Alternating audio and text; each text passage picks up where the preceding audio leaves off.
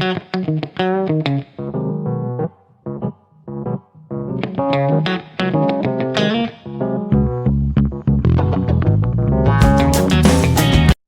back to our channel.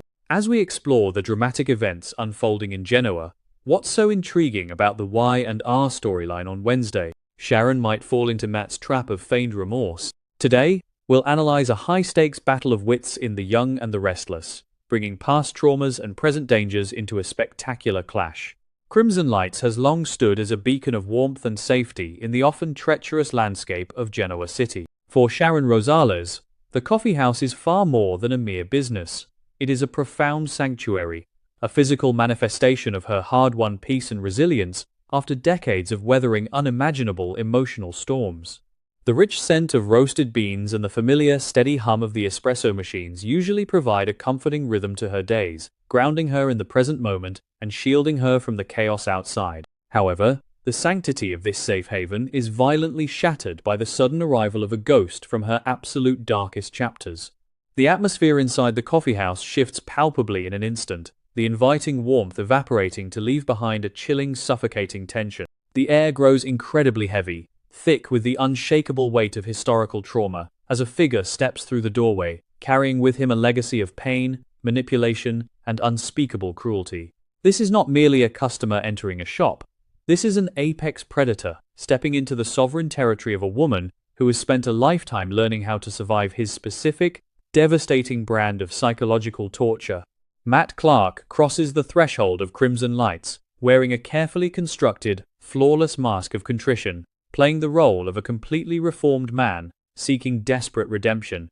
Every single movement he makes is meticulously calculated, stripped of the overt, terrifying aggression that once defined his reign of terror, replaced instead by a practiced, humble hesitation that demands attention.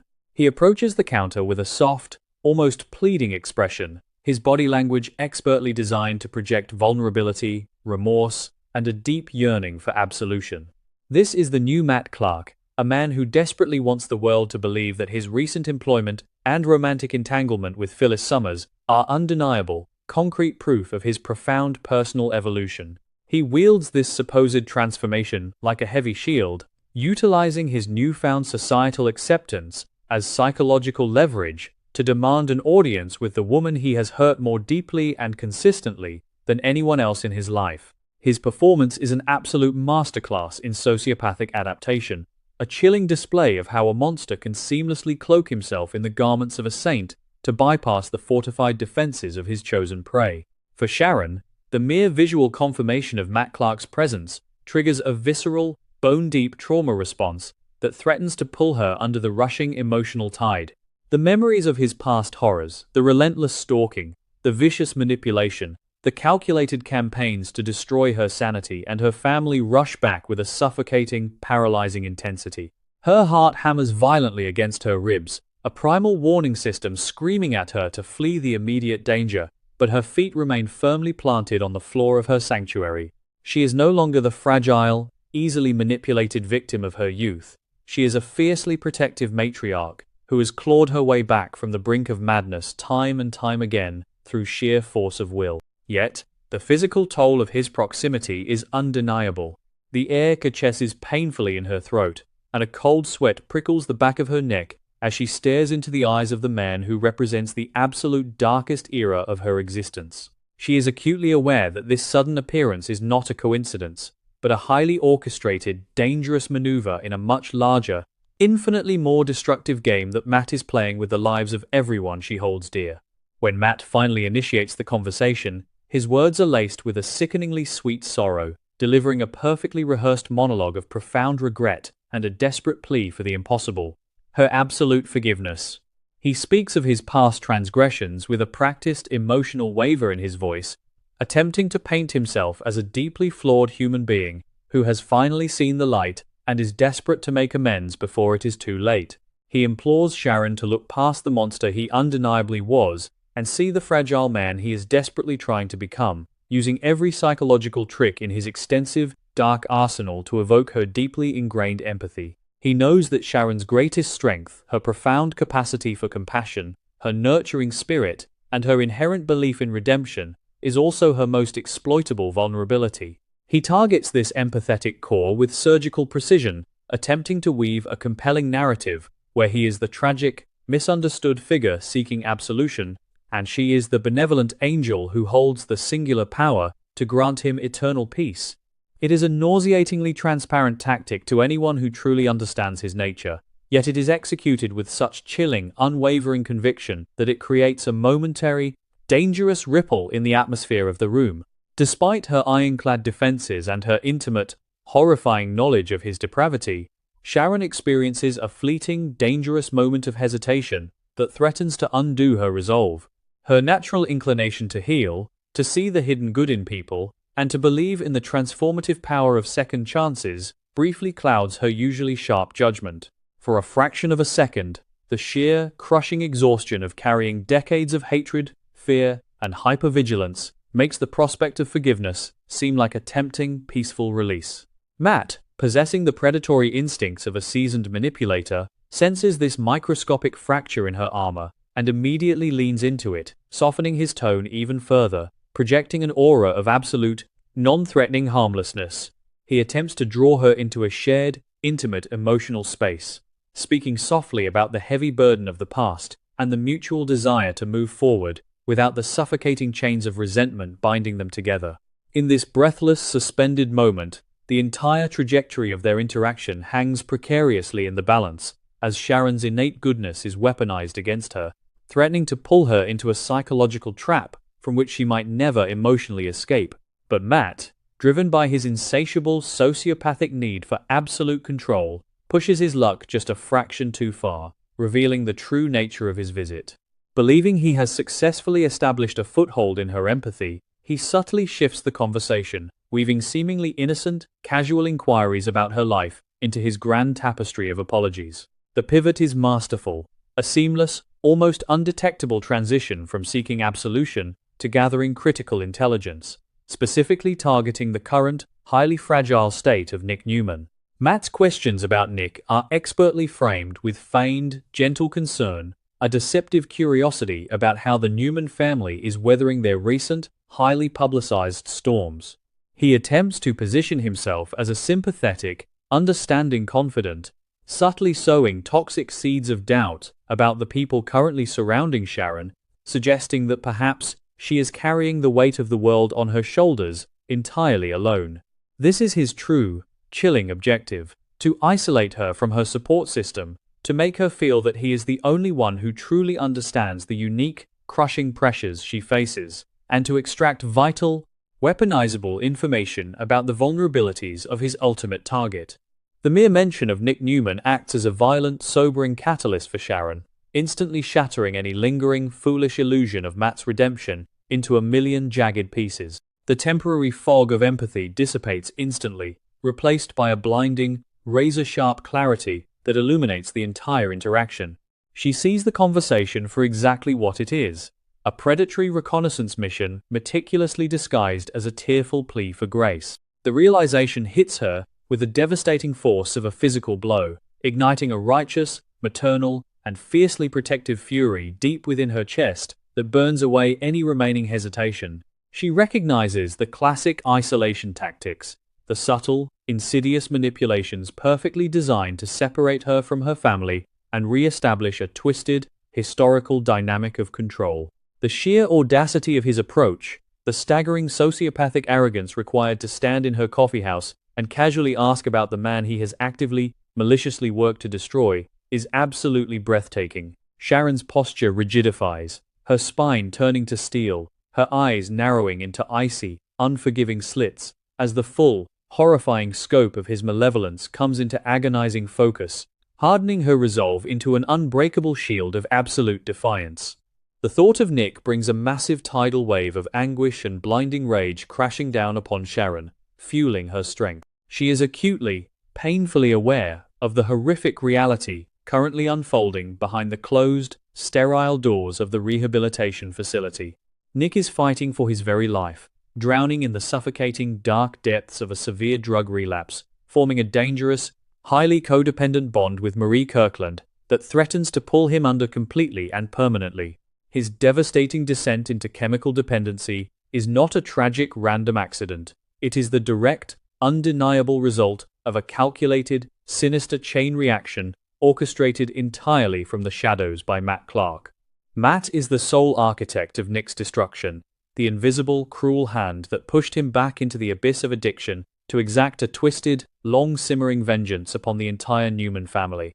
The knowledge that the man directly responsible for Nick's current life-threatening agony is standing before her, masquerading as a reformed, gentle soul, is a deeply sickening paradox that fuels the raging inferno of Sharon's protective wrath. Drawing upon a deep well of strength forged in the relentless fires of her past traumas, Sharon mounts a devastating, uncompromising counteroffensive. She does not scream. She does not physically attack. Instead, she wields her words with lethal, surgical precision, cutting through his lies. She categorically and absolutely refuses to fall into his carefully laid trap, outright denying him the forgiveness he so desperately craves to validate his fake persona. She systematically strips away his carefully constructed narrative of redemption, exposing the rotting, black core of his true intentions for the world to see. She reminds him, with unflinching, brutal detail, of the specific horrors he has inflicted upon her, upon Nick, and upon their entire family, ensuring that he understands his monumental crimes are neither forgotten nor forgiven by the passing of time. Her voice is a low, dangerous whisper that cuts sharply through the ambient noise of the coffeehouse, a definitive, unyielding declaration of war that leaves absolutely no room for misinterpretation or negotiation. She is firmly reclaiming her power, transforming herself in that very moment from the hunted victim into the formidable, terrifying guardian of her family's survival. Sharon does not stop at mere rejection. She actively and aggressively holds him entirely accountable for the current devastation ravaging her family. She looks Matt dead in the eye, her gaze completely devoid of fear, and lays the blame for Nick's catastrophic mental and physical decline squarely at his feet. She articulates the undeniable, sinister connection between Matt's sudden return to Genoa City and Nick's terrifying, rapid spiral, refusing to let him hide behind his crafted shield of plausible deniability. She tells him that she knows exactly what he is doing, that she sees right through the pathetic smokescreen of his relationship with Phyllis Summers, and that she will never, under any circumstances, allow him to slither his way back into their lives to cause further harm. The emotional weight of her accusation is staggering, a heavy, undeniable truth that shatters the fragile, pathetic illusion of his reformed persona into dust.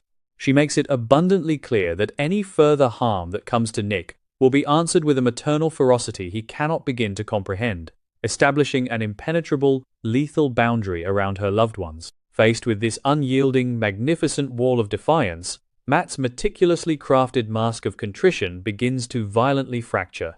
The soft, pleading expression hardens instantly, the corners of his mouth tightening into a thin, cruel, and highly dangerous line as the reality of his monumental failure sets in. The intense frustration of being so thoroughly rejected, of having his masterful, sociopathic manipulation recognized and dismantled with such effortless ease, triggers a terrifying, visible shift in his entire demeanor. The fake warmth evaporates completely from his eyes, replaced by the cold, dead, calculating stare of the predator that has always lurked just beneath the surface. His body language changes drastically, the humble, stooped posture evaporating to reveal a coiled, highly dangerous tension resembling a venomous snake preparing to strike its defiant prey. This is the true Matt Clark, the monster Sharon has always known, furiously enraged that his target has not only escaped his snare, but has had the sheer audacity to challenge him and defeat him in his own twisted psychological game. The facade of the changed man lies in absolute ruins on the floor of Crimson Lights, utterly destroyed by a mother's unwavering, fierce, protective instinct. To truly understand the profound magnitude of this confrontation, one must delve into the dark, twisted history that binds Sharon and Matt together in a web of suffering. This is not a simple tale of a relationship gone sour. This is a harrowing chronicle of survival against a man who made it his absolute life's mission to break Sharon's spirit into submission. From the early, terrifying days of his obsessive stalking to the violent, highly traumatic events that left permanent, aching scars on her psyche, Matt has always viewed Sharon as a possession to be controlled or a target to be completely annihilated. He weaponized her past, manipulated her loved ones, and orchestrated elaborate scenarios specifically designed to push her to the absolute brink of insanity. The fact that he now stands in her place of business, wearing a tailored suit and a gentle smile, is an insult of the highest, most grotesque order, a sickening mockery of the pain she has spent decades trying to painstakingly heal. Every single word he speaks is deeply tainted by the blood and tears of the past, making his request for a clean slate not just impossible, but profoundly offensive to the very core of her existence. Adding a sickening, highly manipulative layer of complexity to Matt's performance is his blatant weaponization of Phyllis Summers. By casually and strategically dropping Phyllis's name into the conversation, highlighting their new romantic and professional entanglement, Matt is attempting to legitimize his presence in Genoa City through association. He is using Phyllis as a human shield, projecting an image of a man who has been thoroughly vetted and accepted by one of the town's most formidable, albeit chaotic, residents. For Sharon, this tactic only exponentially amplifies her deep disgust. She recognizes immediately that Matt is merely using Phyllis as a pawn in his grander, darker scheme, a highly convenient cover story to mask his true malevolent operations from the rest of the world. It demonstrates a chilling, absolute lack of humanity, a willingness to use anyone and everyone to achieve his twisted goals without a second thought. Sharon sees right through this transparent charade, understanding perfectly that Matt's supposed love for Phyllis is nothing more than a calculated survival mechanism, a temporary alliance forged solely to provide him with the access and credibility he desperately needs to execute his ultimate, devastating revenge against the Newman family. The silence that follows Sharon's blistering, definitive rejection is incredibly heavy, pregnant with the dark, undeniable promise of violent retaliation. Matt realizes that he has drastically, foolishly underestimated the immense strength of the woman standing before him. He can no longer rely on her empathy or her past vulnerabilities. He has encountered a fortified fortress he cannot breach with simple, sociopathic manipulation.